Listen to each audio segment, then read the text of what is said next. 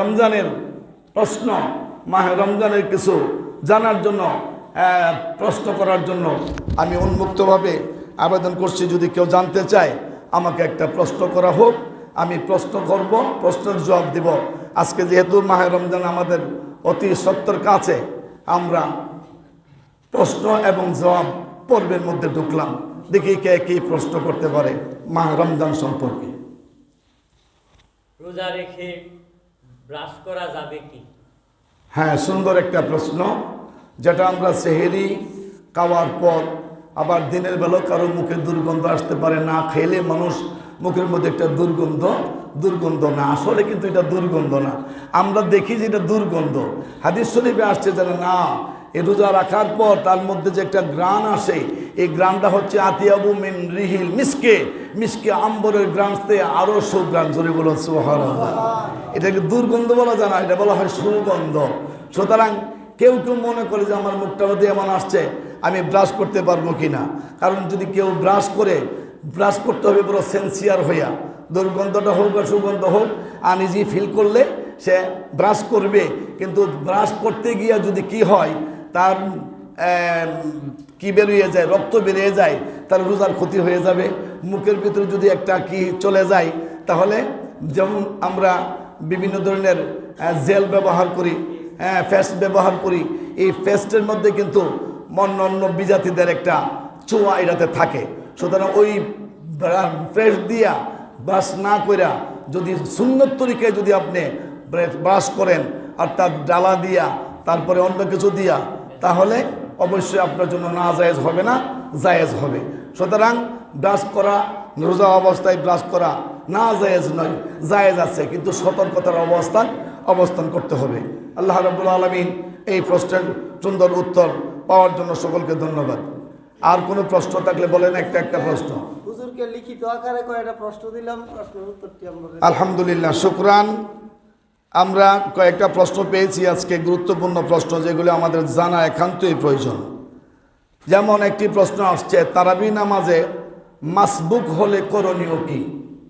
মাসবুক বলা হচ্ছে যে পুরোপুরি নামাজটা পায় না, নামাজ আরম্ভ হয়ে গেছে, পরে এক রাকাত ছুটে গেছে, আয়া নামাজে শরিক হয়েছে, সাবেক হইয়া যাওয়াটাকে বলা হয় মাসবুক।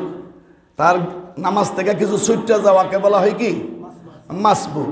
এই মাসবুক অবস্থায় অন্য নামাজের ক্ষেত্রে যে বিধান, তারাবির ক্ষেত্রে এই বিধান নয়।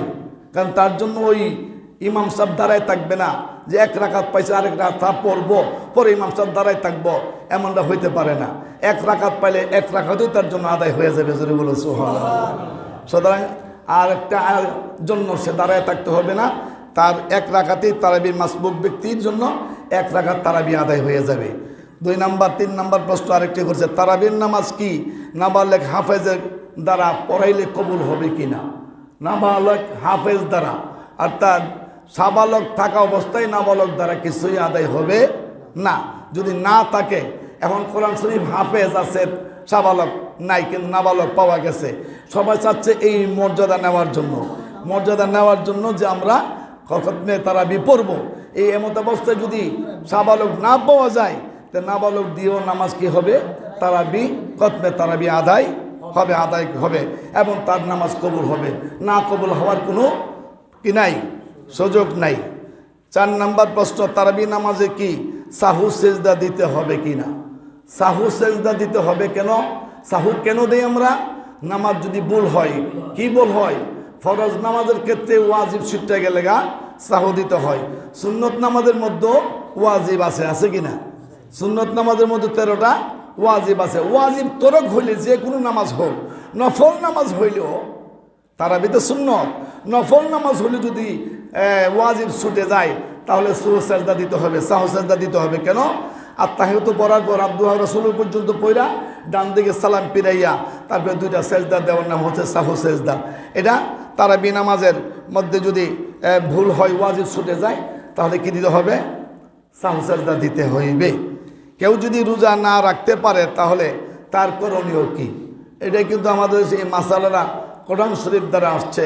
রাব্বুল আলামিন ঘোষণা দিয়েছেন, তারা ক্ষমতা থাকার পরেও কিন্তু আয়ের পর দেখছে যে পারতেছে না, শরীরে মানায় না, কুলাই না, এমত অবস্থায় ফিদিয়া দেওয়ার বিধান রয়েছে। আল্লাহ বলেন যদি সামর্থ্য না থাকে, ক্ষমতা না থাকে, তাহলে ওই ব্যক্তির জন্য অসুস্থ হয়ে গেলে রোগী যদি হয় তার পক্ষ থেকে ফিদিয়া দিতে হবে। ফিদিয়া দেওয়ার জন্য বিধান আসছে যে একজন ব্যক্তিকে 2 বেলা, আমরা রমজানে কয় বেলা খাই? কয় বেলা খাই? 2 বেলা খাই। 2 বেলা আমরা মধ্যম পন্থায়, না একবারে বড় আকারে, না ছোট্ট আকারে, মধ্যম পন্থায় 2 বেলার খাবার অথবা 4 বেলার খাবার, আপনি সামর্থ্য অনুযায়ী 4 বেলার খাবার দিতে পারেন। ম্যাক্সিমাম 2 বেলার খাবার বা মাধ্যম পন্থায় আপনি আদায় করলে আপনার রোজার ফিদিয়া আদায় হয়ে যাবে।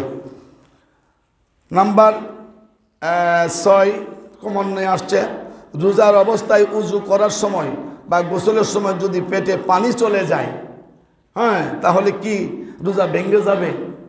রোজা অবস্থায় উজু করার সময় বেখিয়ালে যদি পানি চলে যায়, খেয়াল নাই, বেখিয়ালে, কিন্তু ইচ্ছা করে যদি কেউ কিছু খায় রোজা থাকবে? রোজা ভেঙে যায়। বেখিয়ালে অসতর্কতা অবস্থায় যদি পানি ভিতরে চলে যায় তাহলে রোজা ভাঙবে না, যে আমি যখন পানি গেছে ভাঙালাই, কিন্তু ভাঙা যাবে না। হ্যাঁ, বেখিয়ালে হলে পেটে পানি চলে গেল, তার রোজা ভেঙে যাবে না, রোজা রাখতে হবে, আদায় হবে।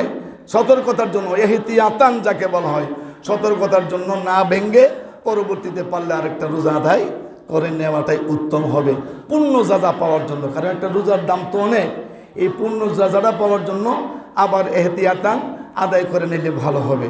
সুতরাং আরও যদি কোনো প্রশ্ন থেকে থাকে, আরও 3টা প্রশ্ন রয়েছে। রোজা অবস্থায় ডায়াবেটিস এর ইনসুলিন নেওয়া যাবে কিনা, গুরুত্বপূর্ণ একটা প্রশ্ন। কারণ ডায়াবেটিসে এখন মানুষ খুব ভুগতেছে, অনেক মানুষই আছে এর আগের থেকেই চিন্তা ভাবনা করতেছে, হারে আমি কেমনে থাকবো রে, কী করবো, আমি ইনসুলিন নিব কিনা, ইনসুলিন নেওয়া যাবে কি না। কারণ ইনসুলিন নেওয়া হয়, ইঞ্জেকশন আর ইনসুলিন জিনিস কিন্তু এক না। এটা মাংসে দেওয়া হয়, পেশিতে, মাংসপেশিতে দেওয়া হয়। মাংসপেশিতে দিলে এটা ব্লাডের সাথে কি হয়ে যায়, মিশে যায়, মাংসের সাথে মিশে যায়। রোজা অবস্থায় প্রয়োজনে তার রোগ থেকে মুক্তি পাওয়ার জন্য ইনসুলিন নেওয়া যায় আছে, কিন্তু ইঞ্জেকশন রোগে দেওয়া হয়, এখানে তার রোগে পোষণ করা হয় দিকা এই ইঞ্জেকশন দেওয়া যাবে না, কিন্তু ইনসুলিন নেওয়া যায় আছে। একই ইমাম আলাদা আলাদা 2টি তারাবি নামাজ পড়াতে পারবে কিনা? একই ইমাম 2 জায়গায়, এক মসজিদ থেকে শেষ করছে আরেক মসজিদে গিয়া, এটা মাহে রমজানে অবশ্য হাফেজরা অর্ধাবর্ধি পড়ে, যে এই মসজিদে পড়ে 10 রাকাত আর এই মসজিদে পড়ে 10 রাকাত। কোনো ইমাম 2 বার তারাবি পড়ার কোনো সুযোগ নাই। একই ইমাম 2 তারাবি পড়াতে পারবে না, কারণ 20 রাকাত পড়লে আর সে কি পড়বে?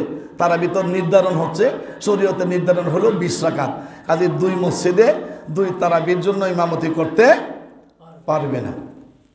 জানতে চেয়েছেন আমার এক প্রিয়ভাজন ব্যক্তিত্ব, রমজানের দিনে নেক আমল করলে 70 গুণ বেশি সওয়াব পাওয়া যায়, তাহলে গুনাহ করলে কি হবে? রমজানের দিনে 1 থেকে কত গুণ? 70 গুণ। কোরআন শরীফে বলছেন 70 গুণ না, 70 গুণ থেকে 700 গুণ পর্যন্ত। আল্লাহু আকবার জোরে বলেন। 1 গুণ থেকে আল্লাহ দেওয়ার জন্য আল্লাহ বলছেন লিমাইয়াশা, আল্লাহ আল্লাহু ইউদাইফু লিমাইয়াশা, আল্লাহ এমন যাকে ইচ্ছা, যাকে চান তাকে তার চেয়ে অনেক অনেক গুণে বাড়াইয়া দেন। তো 1 থেকে 700, হ্যাঁ 1 থেকে 7, 7 থেকে 70, 70 থেকে 700 পর্যন্ত দিতে পারেন। সুতরাং এটা উম্মতে মুহাম্মদের জন্য বোনাস, যে নেক করলে 70 গুণ বৃদ্ধি পাবে, আর গুনাহ করলে উম্মতে মুহাম্মদিয়াকে দিলেন যে 1টা গুনাই হবে, গুনাহ বৃদ্ধি পাবে না। অর্থাৎ 1টা গুনাহ করলে 1টা গুনাই তার জন্য লেখা হবে, আর নেক 1টা করলে মাহে রমজানের সম্মানার্থে তার জন্য 70টা নেক দেওয়া হবে। যদি বলে আলহামদুলিল্লাহ। সুতরাং আমরা আরও অনেক অনেক প্রশ্ন আমাদের মাহে রমজানে থাকে। কেউ প্রশ্ন করেছে, ফোন দিয়ে প্রশ্ন করে জানতে চাই, হুজুর সেহরি, অর্থাৎ সেহরি খাওয়ার পর সেহরির আগেই গোসল ফরজ হয়েছে, কি হয়েছে? গোসল ফরজ হয়েছে, কিন্তু সেহরির সময় কাছাকাছি গোসল করে সেহরি খাওয়ানো যেত না। এমন অবস্থায় সে কী করবে? গোসল করবে, যেহেতু গোসলটা তার ফরজ, নাকি সেহরি খাবে? সেহরি না খেলে রোজা রাখতে পারবে? সেহরি খাইতে হইব। তো এমন অবস্থান যদি পতিত হয় তাহলে সেহরি খাবে ঠিকই, পরে সেহরি খাওয়ার সাথে সাথে যদি বলে যে সেই খাইছি যখন পরে যখন দেরি হয়েছে তো পরে ফরুম নে দিনের বেলা এখন ঘুমাই যাইগা, কারণ ঘুমাইয়া এর ফজরের নামাজ কাজা করা যাবে। ফজর বাদে ফজরের আগে কি করতে হবে, তাকে গোসল করতে হবে। যদি প্রশ্ন করা হয় আরেকটা, হুজুর ফরজের গোসল তো হলো গড়গড়া শহীদ কুলি করা, নাকে পানি দেওয়া। এখন আমি মাহে রমজানের যে ফরজ গোসল হইল, এটার জন্য আমি কি করব, কিভাবে গড়গড়া করব? গড়গড়া অতি সতর্কতাভাবে করতে হবে, পানি যেন ভিতরে না যায়, ভিতরে যেন না যায়। আরও কিছু প্রশ্ন আসছে, ভিতরে না যায় নাকের মধ্যে ছোট্ট করে একটু আস্তে টান দিতে হবে, অর্থাৎ ফরজ গোসলটা সতর্কতার সাথে আদায় করতেই হবে। কেউ কেউ বলেন হুজুর জানতে চাচ্ছি যে মাহে রমজানে মিলামিশা করা যাবে না, যাদের স্ত্রী আছে মিলামিশা করা যাবে না। কেউ করে পবিত্র হইয়া দিনে তো হারাম, রাত্রে জায়েজ আছে কিনা? রাত্রে হালাল হালাল হালাল হালাল, বৈধ স্ত্রী রাত্রে হালাল। কেউ কেউ মনে করে রমজানে রোজা আসছে, কাজে বিবির কাছে যাইতাম না, বিবির হকের আদায় দরকার নেই। শরীয়ত হালাল করেছেন রাতের বেলায়, দিনের বেলা হারাম। সুতরাং আবার কেউ কেউ প্রশ্ন করে হুজুর দিনের বেলা বিবিরে মহব্বত করে সুমা দেওয়া যাবে কিনা, আলিঙ্গন করা যাবে কিনা রোজা রেখা? এটা তো খারাপ জিনিস। কি খারাপ? আমি রোজা রাখলাম আল্লাহর উদ্দেশ্যে, আর বিবিরে আদর করে বুকে জড়াইলাম, বিবিরে আদর করে চুমু দিলাম।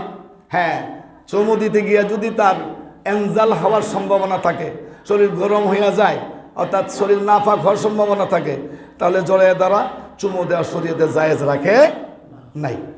আরেকটা প্রশ্ন আসছে, 4 রাকাত তারাবির পর যে দোয়া পড়তে হয়, এটা একটা ঘটনা আছে, বলবো? ঘটনাটা হচ্ছে, এক কিতাবের মধ্যে লেখা আছে, এক লোককে জিজ্ঞাসা করছে যে তুমি তারাবি নামাজে যাও না কেন? তো উত্তর দিছে হুজুর 4 রাকাত পড়ে পড়ে যে ঝিলমিল ঝিলমিল করে, আমি ঝিলমিল ঝিলমিল পারি না, এই জন্য আমি তারাবি যাই না। ঝিলমিল ঝিলমিল বুঝেন তো?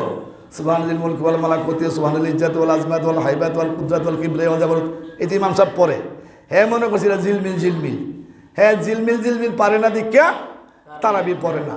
এই দোয়া না পড়লে কি তারাবি বাদ দেওয়া যাবে? কথা বলেন, বাদ দেওয়া যাবে? এই দোয়া না পড়লে তারাবি বাদ দেওয়া যাবে না। যারা পারে না তারা পারতে হবে, তারা শিখে নিতে হবে। সুতরাং এই তারাবির পর 4 রাকাতে আমরা বসে একটু রেস্ট নেই। এই রেস্টের সময় যদি ওই দোয়াটা না পারে, সে অন্য কিছু পড়বে, একটু দোয়া পড়বে। একবার চুপ থাকাটা ঠিক হবে না, কারণ ওই ইমাম সাহেব পড়তেছে, যারা জানে এরা পড়তেছে, আপনি একবারে পাবু হইতাল্লাজি কাফার চুপ করে বয়ে থাকবেন, এটা যেন না হয়। সূরা ফাতিহা হইলে পড়েন আল্লাহুম্মা গফিরলি আল্লাহুম্মা গফিরলি আল্লাহুম্মা গফিরলি, যেহেতু কমাইছে তো হয়, একটা দোয়া আপনি পড়বেন। এই পড়তে হবে বিদায় বলা হচ্ছে যে পড়াটা আবশ্যক না, জরুরি না, কিন্তু আপনি চুপ থেকে বসে থাকবেন, এটা কেমন কথা? এটা জরুরি মনে না করতে হবে, ওয়াজিব না, কিন্তু পড়াটা উত্তম।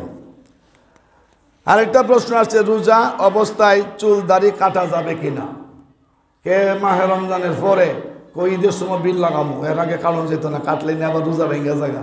এটা কিন্তু একটা ভুল ধারণা। চুল দাড়ি কাটার মধ্যে রোজার কোনো কি নাই, কোনো ক্ষতিগ্রস্ত হবে না। চুল দাড়ি কাটে আপনি কি করবেন? পরিপাটি হয়ে থাকবেন। ইসলাম সুন্দরকে পছন্দ করে, ঠিক না? ইসলাম সুন্দর। আপনি মোষ 1 মাসে দিয়েছেন করে চুলের ভিতরে ফলাইয়া কাটেন না, এটাতে কেমন দেখা যায়? পানি পান করবেন মাত্র হবে। কাজেই আপনি চুল দাড়ি মুখ যদি কাটতে হয় তো আপনি কেটে নেবেন, অসুবিধা নেই রমজানের।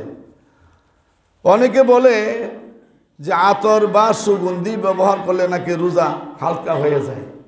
রোজা হালকা হওয়ার সুগন্ধির সাথে কোনো সম্পর্ক নাই। আমি সুগ্রাম দিলেন, হ্যাঁ, যদি লবণ ওই যেটা আমরা আগরবাতি জ্বালাই, যেটা নাকের ভিতরে ঢুকে, কানের ভিতরে ঢোকার, মুখের ভিতরে ঢোকার সম্ভাবনা, সেন্টের এমন কিছু দেখা যায় না যেটা আইসা ভিতরে ঢুকে, এটা আপনি গায়ে দিলেন, হাতে একটু দিলেন, এটা রোজার কোনো ক্ষতি হবে না, কোনো ক্ষতি হবে না। এটা দেওয়ার মধ্যে কোনো রোজার কোনো ক্ষতি নাই, এটা দিতে পারে ইচ্ছা করলে সুগন্ধির জন্য। মারহাবা।